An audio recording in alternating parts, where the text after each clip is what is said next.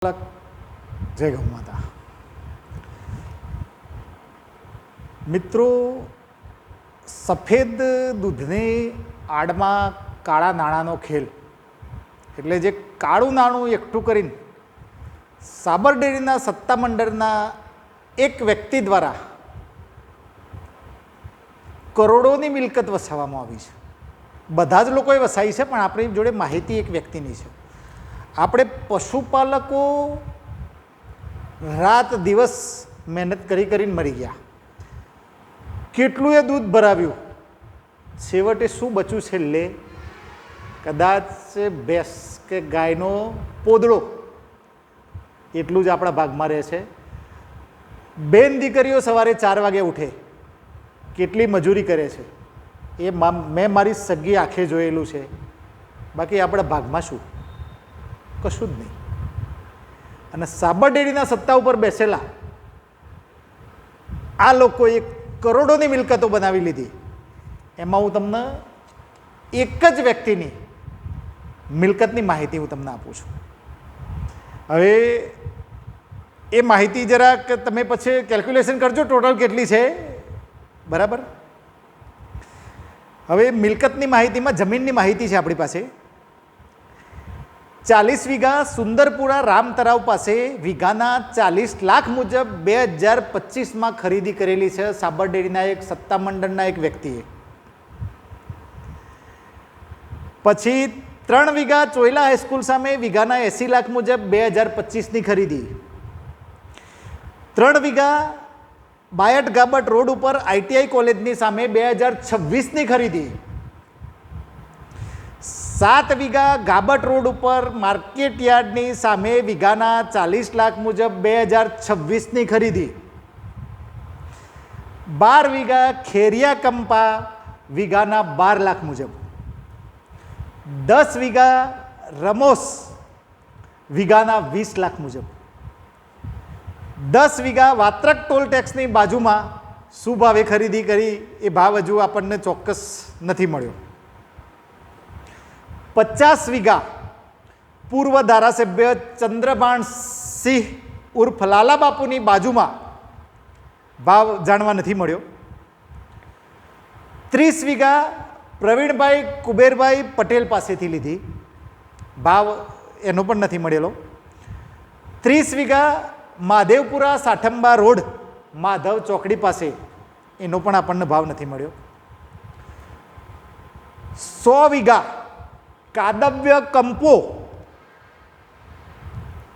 જે જમીનમાં બાઉભાઈ પુરોહિતને ખોટા ખેડૂત બનાવી અને આ જમીનમાં કૌભાંડ કરેલું. આ ખોટા ખેડૂત બનાવવા માટે સાબર ડેરીમાંથી કેટલા રૂપિયા અંદરથી કાઢ્યા છે એ તો હજુ આપણે સાબર ડેરીનો હિસાબ જોઈશું ત્યારે જ ખબર પડશે. એટલે આ જે ખોટા ખેડૂત બનાવેલા છે એ આ જમીનમાં 100 વીઘા કાદવ્ય કંપાવાળી, હવે એ જમીનનો કેસ પણ થયેલો છે અને એમાંથી કદાચ ખેડૂત ખાતેદારનું નામ પણ રદ થયેલું છે.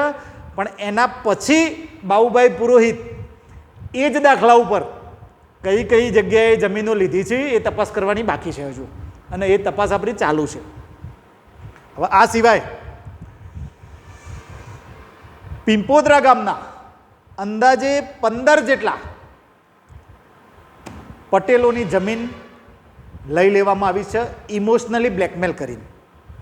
હવે એ નોકરીના બહાને લીધી હોય કે વેચાતી લીધી હોય, પણ કોઈ પણ રીતે ઇમોશનલી સંબંધો રાખીને ખરાબ કરીને નહીં, એવી રીતે લેવામાં આવી છે. સાબર ડેરીમાં ફરજ બતાવતા પોતાના ડ્રાઈવર સાથે પણ એમને આ જ કામ કર્યું છે. બાયડ સાઈ વિલાની સામે અબજોની કિંમતનો બંગલાનો પ્રોજેક્ટ ચાલુ છે અને ત્યાં આગળ એમની એક હોટલ પણ છે. અને આ જે પ્રોજેક્ટ છે એ સંભાળે છે કોણ, એ તમને ખબર છે? એમના જ સાબર ડેરીના કરતૂત જાણતો, અંદરથી એમને જાણતો હોય એવો એક વ્યક્તિ આ પ્રોજેક્ટ સંભાળે છે. જેમનું નામ છે રાજેશભાઈ કેશાભાઈ પટેલ.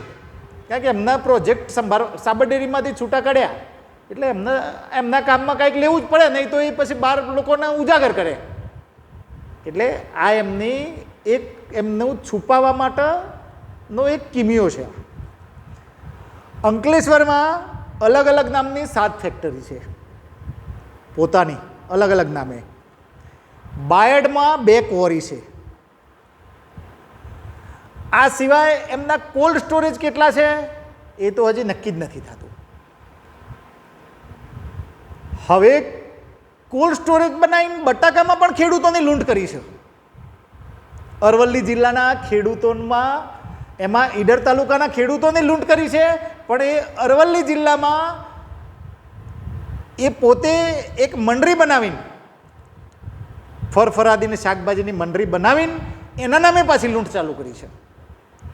આ બધી જ મિલકતોનું તમે ટોટલ મારજો, હું માનું છું ત્યાં સુધી 1000 કરોડની આજુબાજુની મિલકતો છે. આપણે એમ નથી કહેતા કે બધી ખોટી હશે, પણ 90% મિલકતો સાબરડેરીના રૂપિયાની છે. અને જે સાબિત કરવું હોય તો આ લોકોને સત્તા ઉપરથી દૂર કરો. આપણે કોર્ટમાં જઈને આની સીબીઆઈ કે કોઈ બીજા ઉચ્ચ અધિકારીઓ કે કોઈ એવા ખાતા જોડે તપાસ કરાવશું સરકારના કે આનું દૂધનું દૂધ અને પાણીનું પાણી થઈને રહેશે. આ બધું આ નકલી દૂધ બનાવી અને આ વસાવવામાં આવ્યું છે. અને જે અસલી દૂધ ભરાવતા બિચારા પશુપાલકો આજે પણ એક 4 વ્હીલર લેવી હોય ને તો લોન કરાવીને લેવી પડે છે. શું કામ આ પરિસ્થિતિ પેદા થઈ ભાઈ? આ પરિસ્થિતિ આપણે જાતે આપણા પગ ઉપર કુહાડો માર્યો છે. અને હજુ પણ આ ખરેખર તમારે, આ તો એક વ્યક્તિની છે, આવા હજુ 15 જણા બાકી છે. આપણે દરેક લોકોને જેમ સમય મળશે એમ દરેક લોકોની તપાસ કરીને અને દરેક લોકોની મિલકત ઉજાગર કરીશું. આપણે હાલ નામ આપી દઈએ આમાં, મને નામ આપણી સાથે તો નામ સાથેનો રેકોર્ડ છે, પણ આપણે જો નામ લઈશું તો પાછા સાબરડેરીમાં જે પશુપાલકોનો નફો છે એમાં 5 લાખ ફટાકથી ઓછા થઈ જશે. કેમ ઓછા થઈ જશે? કારણ કે આપણે નામ લઈશું એટલે સીધો દાવો થશે. દાવો થશે એટલે 75,000 રૂપિયા કોર્ટ ફી અને વકીલની ફી, આ બધું ચૂકવાશે કોનામાંથી? પશુપાલકોના નફામાંથી. આપણને ડર એ છે, કેસ થાય એનો ડર નથી, પણ પશુપાલકોનો નફો ઓછો થાય છે એ ડર છે, એટલે આપણે નામ નથી લેતા. પણ દરેક લોકો સમજદાર છો, તમે સમજી ગયા છો, એટલે હવે કંઈ વિશેષ કહેતો નથી. બાકી આગળની જે માહિતી મળશે એ હું તમારી જોડે શેર કરીશ. જય હિન્દ, જય ભારત.